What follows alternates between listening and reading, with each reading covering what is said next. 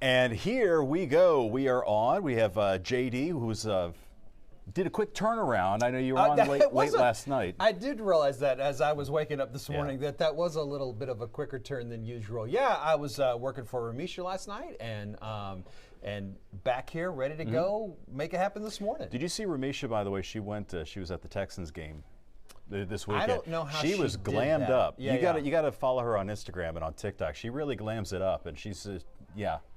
I don't know if her TikTok is new or if she's just been a little more active on it, but for sure, check out her TikTok because it has started to really put out some really fun content. I think we're all trying to do what we can do. You know what I mean? We're trying to make a splash. I have to limit myself on the amount of splashing that I'm trying to make on the social media because I don't need to go too deep into things. Hey. I would say any attention at this point is well, maybe not. Maybe I wouldn't say that. But anyway, so we have a quick weather update because in just a moment, we're going to be talking with Caroline Elliott. She's our Fox reporter who was in the devastated Asheville, North Carolina. We got to switch to serious mode here if we're going to start talking about Helene damage and aftermath. I'm almost even afraid. You know, I did just walk in the building a few minutes ago, and it seemed like yesterday, every hour, there was a new update on the number of deaths that had come about. And You're right. I didn't even want to hear the next update because it was going to be more. Yeah. And so I'm assuming that the numbers are continuing to climb overnight, and it's devastating the damage and the. Sorry, I got to click on something. Yeah. Either wrong. This is not what I wanted to show. This is what we do here. And what's been happening with that part of the country. No doubt. And again, you can't even overlook what happened to Florida either, right? I mean, it's all just that. I guess it's 6 states that we have that count in. It's really devastating for sure. No doubt about it. And sometimes we've had storms that have had much greater impacts. Over many states. A lot of times it's just, it makes landfall, starts to dissipate, and this one, kind of like Beryl did not do that. We have made it up to the 11th storm, sort of quietly. Like this happened, we had a little flurry in the Atlantic while everybody was focused. Yeah, we had another 3 names pop off pretty quick. Exactly. So, and there may be another 4th one coming in behind it in the form of what could, turn out to be Leslie later on today. I just wanted to give you an update on this one. The Hurricane Center didn't update Kirk to a hurricane yet, but it very likely will become a hurricane before very long. It's getting stronger. It is just very far away. So it adds to the storm numbers for the year, but it really doesn't do anything that, noteworthy that we need to be worried about. Now, we are going to be watching the Gulf here. There is a front that's sort of diagonal there across the screen from the Gulf Coast of Mexico back across to Florida. And that may be the focal point for something to form. Also, you'll notice this upper level spin that's in the lower right-hand portion of your screen. That's an upper level low, but that also can sometimes spark, surface lows as well. It's just a mess. I don't know how to best describe this. I was kind of using the term chaotic, and then I thought people might be thinking that's like a cop-out or something, like we don't know what we're doing or whatever, but it is. It's just like going to be swirls and pop-up things all over the place. The latest run of the Fox model had this really intense swirl going right into New Orleans. I don't know if I buy that yet. We'll see. But overall, it just looks like we're looking at those chances for seeing some storms near our coastline potentially coming up on probably Friday or Saturday. But nothing like this. We were just talking about it. You mentioned Tropical Storm Allison. Yeah, I mean, that used to be before Harvey, that was like the bar, that was the worst case scenario was Tropical Storm Allison for us back in 2001. Right. And so in that time frame, seeing a total like this of like 31.5 inches, which, we had that like on the east side and central portion of Houston back then was like the how could something like this happen ever again kind of thing. Yep. And then, of course, Harvey, we exceeded 50. But what happened here, that bullseye you're seeing in the middle of your screen, this was north of Greenville, South Carolina, and getting closer to Asheville, North Carolina. It's mountainous. I've never been there. I'm sure it's beautiful. Yeah, I've been, I think when I was in 8th grade, I went to a camp that was over in that part of the country. I don't know exactly where, but yeah, you're right. It's beautiful, it's mountainous, and when you dump water like that it gets crazy. I've been in the hill country over in the Kerrville area when we've had like flash flooding that's like that. I've seen that. And again, I think here it's even more mountainous than what we have in the hill country. But and obviously we've seen the devastation that it leaves behind. Well, we have a Fox reporter. Okay, so we have Caroline Elliott, who has been joining us this morning from that western portion of North Carolina. So hard hit. Caroline, thanks for being with us here on Forecasting with Friends. The devastation, it's hard for us, I guess, here in Houston. We're very flat here in this part of Texas, but it's got to be completely different kind of flooding that they're seeing there.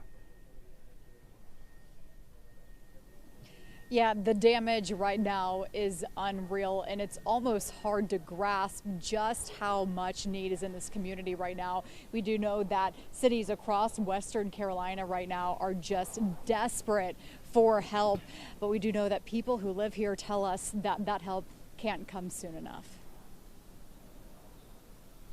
Yeah, I mean, we've been talking about, I guess, President Biden and Vice President Harris may be making their way down to that part of the world to try to get a firsthand kind of view of what's happening down there. Yeah, I mean, I think, and I know that our Vice President was, I remember her saying that, I'm going to go visit, but right now it's still kind of the first responders who are still taking care of business. It's not time for folks from Washington just to kind of come in and take a look around. But Caroline, even if they wanted to get where you are right now, is it accessible? Are the hardest hit areas? Can you even actually physically get there in a regular vehicle? Yeah, well, we did hit some roadblocks on the way here, but we will tell you in the last 24 hours, some roads have cleared up, but there are some communities right outside Asheville that are still just completely out there, completely isolated and blocked off. We do know that some roads have completely washed away. Others are completely covered by trees that have toppled over. So certainly a big concern and a top priority, clearing those roads for people that need the recovery. We were just talking before we tossed to you about how the death toll numbers seem to just keep going up, and it's so scary. And this morning when we spoke to you on the air, you mentioned search and rescue, really more so than anybody concentrating on things like, the cost and how many billions of dollars and all of that. I mean, there's still an active search for missing people, right? Yeah, and that is the number one priority for officials here on the ground is the search and rescue efforts. We do know yesterday that the sheriff's office told us that there were still 600 people unaccounted for as of yesterday afternoon. Now, we do expect to get an update on those numbers, and we know that cell service has improved a little bit in the last 12 hours, which will certainly help people if they haven't been able to call friends and family as they were stranded in their homes. So we do expect an update on that shortly. But again, that is the number one priority. And you're not only hearing that from officials on the ground, but also people that live here. They tell us, hey, some of us have lost absolutely everything in this storm, but what matters is that we're okay. Our friends and family are okay. So that's certainly a huge reality check for people that live here. Caroline, I'm glad you brought up the cell phone service because it makes me think about some of the utilities and things. And I know that with the cell phones, they're getting some of those towers back online that needed power. They're also bringing in the mobile towers that can, also provide cell service. And I even heard about this disaster roaming that I had not heard of before, where basically it allows for your phone to work on any carrier in this particular region. But I'm curious, what are you seeing as far as like water and electricity, or what are you hearing from officials as far as, those types of other utilities? Yeah, we do know that city officials have had water available for families to come grab. We believe it's about a 5-gallon limit for each family. But also talking with people who live here, they tell us that they are relying on these basic necessities right now. Some of these people we've talked to this morning have gone without power for several days, limited food and limited water. So people that live here tell us that help really can't come soon enough. All right. Well, we know you got a tight window, more stations to give updates to. We appreciate you taking the time to be with us, you and photographer and your whole crew. Stay safe out there, and just, you know, Godspeed everybody out there with their cleanup. Thank you so much. Yeah. Thank you. Yeah, you know, it's got to be traumatizing. From what I've seen, the only floods I've experienced have been here. Sure. You know, the rain comes down, the water rises up, you get street flooding, you can get water in people's homes, but usually the water's not moving that fast. No. I mean, so I have seen it, like, I mean, sometimes, yes, if you're standing over a bayou, it is rushing pretty fast, but from what it looks like, you had a wall of not just water, but I mean, trees, houses, cars, everything just flowing down a road. Yeah. You know, from the top of the mountain to the bottom or whatever, and just, oh my gosh. Yeah, it reminds me, when I see that video, it reminds me of like what a storm surge can do, because a storm surge is not just a rising of water, it's got currents in it, and then you get debris like cars and pieces of houses that are floating in it and battering rams and everything. And that was the same thing. Not only do you just have this wall of water that's rushing down, there's like cars in there and other very large objects like parts of houses and things that are just become even more power as it just rushes down the hill. Okay, so we're going to toss to break here in a moment, but we do have some updates from Florida and a hurricane preparedness. I saved this story for you. The wall, right? Yeah, I don't want to. Okay, I've heard it, but I haven't seen it. It's a very important hurricane prep product that I'm thinking maybe we could like have them on the show or something. I like it. Yeah, I like it. So we'll be back after this. A little change all the time, and the weather. A little change all the time, and the weather is fine. You know, when we were talking to Caroline Elliott just a few minutes ago, we brought up Washington, D.C., the president, vice president, and they have both said that they are prepared to help the communities, of course, that have been impacted by Hurricane Helene. Fox News chief Washington correspondent Mike Emanuel looks at the federal response. I want them to know we're not leaving until the job is done. Holy smokes! In the wake of Hurricane Helene, federal teams are now coordinating with state and local authorities following what experts call, quote, historic catastrophic flooding. The current data we have is that it looks like there could be as many as 600 lost lives. Vice President Harris was briefed aboard Air Force Two yesterday, reminiscent to some of the photo of President Bush during Hurricane Katrina. Former President Trump accused her of, quote, leaving Americans to drown and staging a fake photo op. Let me get this straight. He's lying. He implies that we're not doing everything possible. We are. Harris is back in Washington. Early this morning, the vice president decided to cut short her campaign swing in Nevada, several hours after former President Trump's team announced he'd be traveling to hard-hit Georgia. She received an update a short time ago on federal action supporting emergency response and recovery efforts. I plan to be on the ground as soon as possible, but as soon as possible without disrupting any emergency response operations, because that must be the highest priority in the first order of business. The president pushing back when asked why he and Harris were not in Washington this weekend, leading the response. Come on, stop that game, will you? Rather than Delaware, it's 90 miles from here, okay? And I was on the phone the whole time. A senior congressional source tells Fox it would not be surprising if Congress were called to address damage from Helene, with some suggestion western North Carolina looks like New Orleans during Hurricane Katrina. Back in 2005, lawmakers rushed through a $10 billion aid package to help the Gulf Coast after Katrina. In Washington, Mike Emanuel, Fox News. All right, well, you know, they say not all heroes wear capes, right? You've heard that? I have definitely heard that. Well, some of them wear Fox weather rain jackets. And are named Bob. And are named Bob. I'll show you what I mean. Oh, man, it's a situation. We will get back to you in a little bit. I'm going to go see if I can help this lady out a little bit more, you guys. I'll be back. Yeah, so that's actually what you're seeing. I mean, look how high the water was in her vehicle. You know, we've seen some of these so-called rescues on the air. I've kind of seen them before, and it's kind of like, meh, this is real. Yeah, totally This was the real deal. You don't know what would have happened to her if she'd been stuck in that car. Well, that's her car in the back. That's what I'm saying. I Right? mean, she could have literally drowned in there. It must have been terrifying. So Bob Van Dillen, who, you know, we've talked to on the show before, was reporting on flooding in Atlanta, where they had, I think, their first flash flood emergency that was issued. Saw this woman getting submerged in her vehicle, called 911, but then he said, you know what, we don't have time for this. Put the microphone down and went out there to get her. So, yeah, he's being hailed a hero. What a guy. So. And what I think is a little bit humorous, if I may, with this particular situation, he gave her a shirt, like a Fox Weather shirt that he had in his car. Oh, you know, because I guess she needed a shirt, and like he gave it to her, and then like her husband came, and you know, to take her home, I guess, and like she was like, "Do you want your shirt back?" And Bob's like, "No."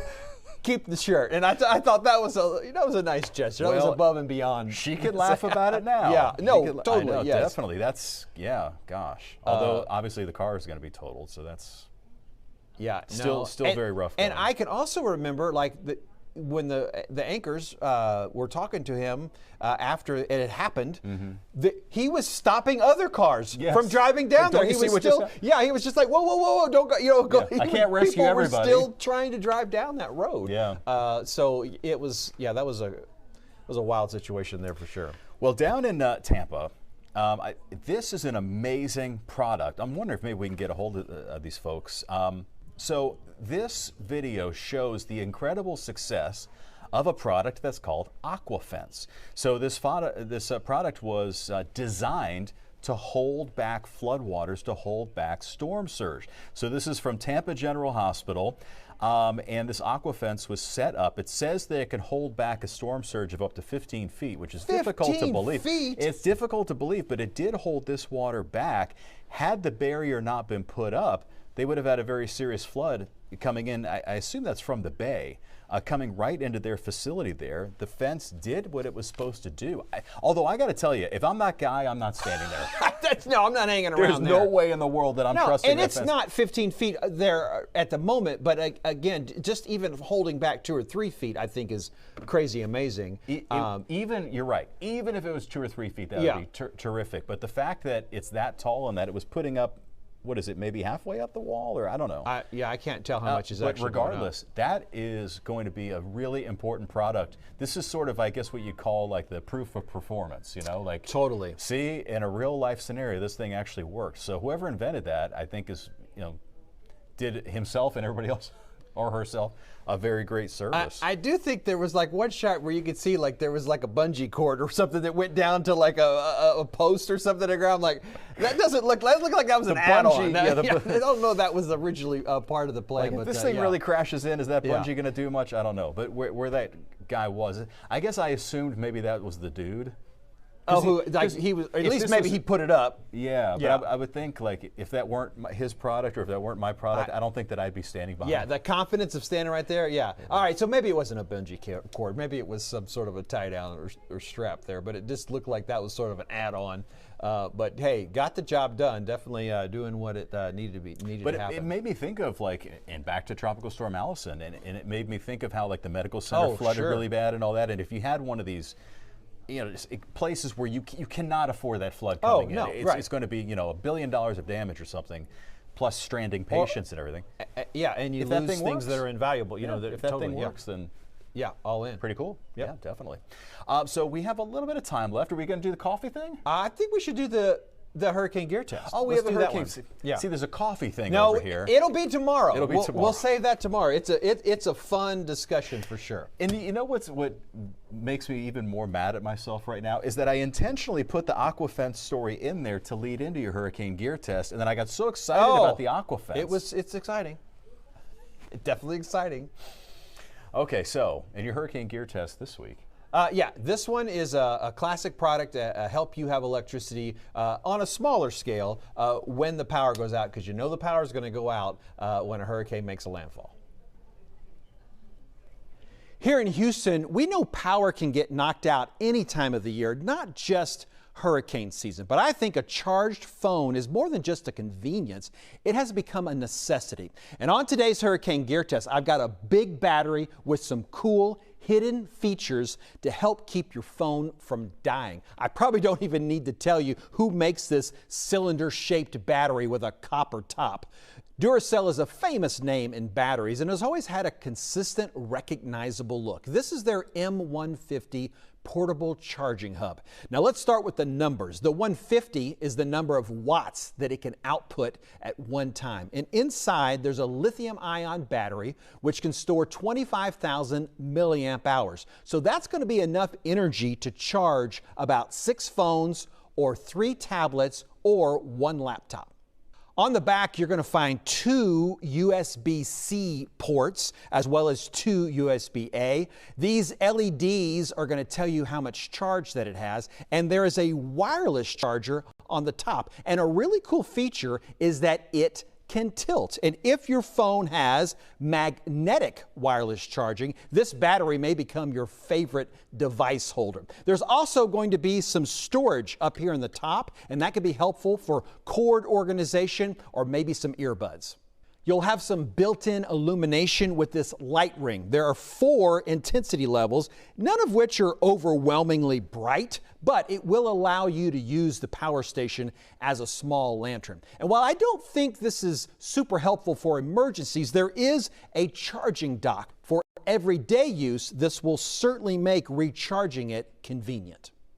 I give the Duracell M150 portable power station a Cat 4 out of 5 on my Hurricane Kit priority scale. The online price is listed at $139. What's your favorite charger for your phone? Tell me in a comment on my YouTube channel. Just search for Meteorologist John Dawson. A little change over time and the weather. I got to tell you real quick. So I looked up on LinkedIn the guy who invented or distributes that Aquafence product. He's a Norwegian guy, Thomas Brightis. But anyway, this post from Tampa General Hospital, the video that we saw on LinkedIn, there's a whole debate. Oh my gosh, about the bottom line is like, who is the real hero? Is the fence the real hero or the doctor's the real hero? And I think the bottom line is, we're glad it all worked out. Yeah, we're all heroes. People are like fighting with each other. Okay, so hey, real quick, in the remaining moment that we have, a couple graphics I want to share with you. I was just showing this to JD. I was like, oh my gosh, this latest GFS run is all of a sudden, Saturday. like dumping all of this water on us. And it's not even necessarily like a tropical storm or anything. They're just dumping all kind of water on us coming up on Saturday. Yeah, it shouldn't be any organization of that. No, and so this is the European model forecast, which doesn't really show that very much, although it does show, a lot of moisture out there in the Gulf kind of hugging up against our coastline. So that's what it's got. As far as the Astros forecast, first pitch is at 11:32. 132. At 1:32, excuse me, at 1:32. And right now it's 86. They got the roof closed because it's too sunny. And warm. And very warm. So go Stros. It's a 3-game series. I don't like those. Those make me nervous. You just got to win 2. You got to win 2.